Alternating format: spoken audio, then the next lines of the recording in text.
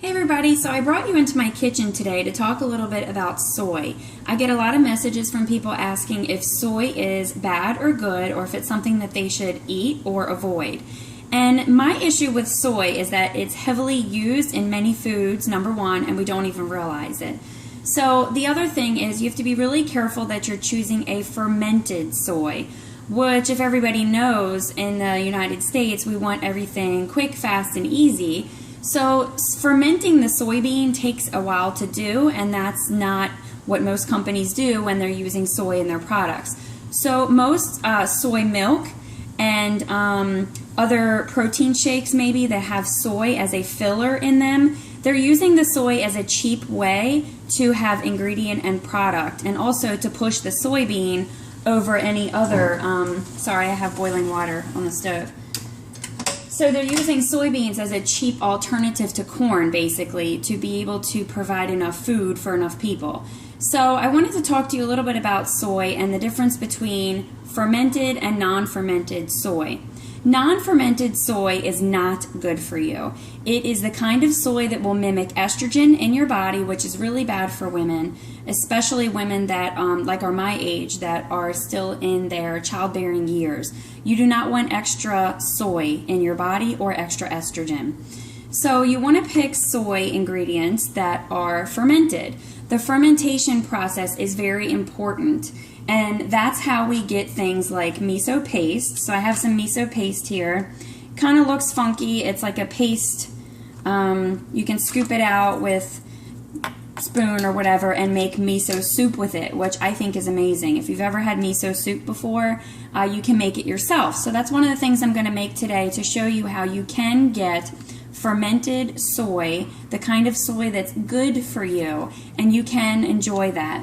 So you can make miso soup very easily.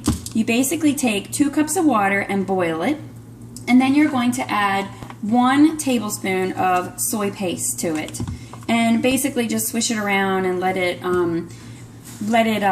dissolve in the water. So you want to pour your boiling water off the stove and then add your soy paste to it. And then you want to add these little guys. They're kind of funky. They're called, I'm going to totally butcher this, but I call them wakame. And basically it's just dried seaweed. So you can kind of see in that bag, it's these little dried seaweeds. And they smell like fish, but if you've ever had miso soup before, you know that that's like the green leafy part that's floating in your miso soup.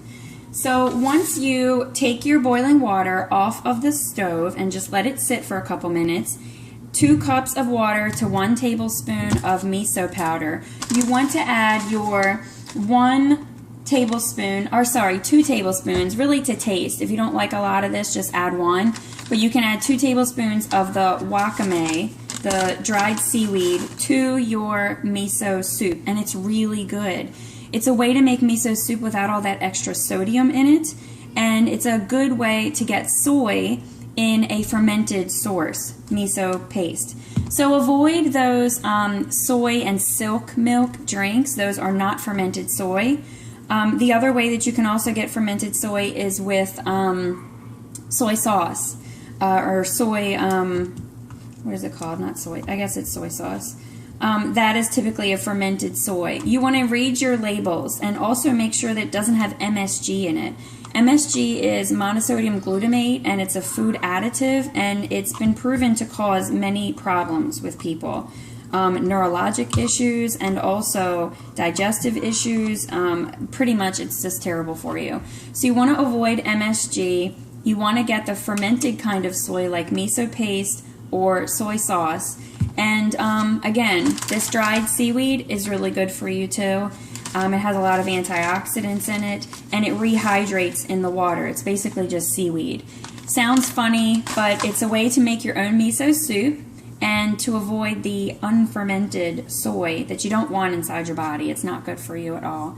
So enjoy your soy in proper form, and hope you enjoyed my recipe for miso soup. See ya.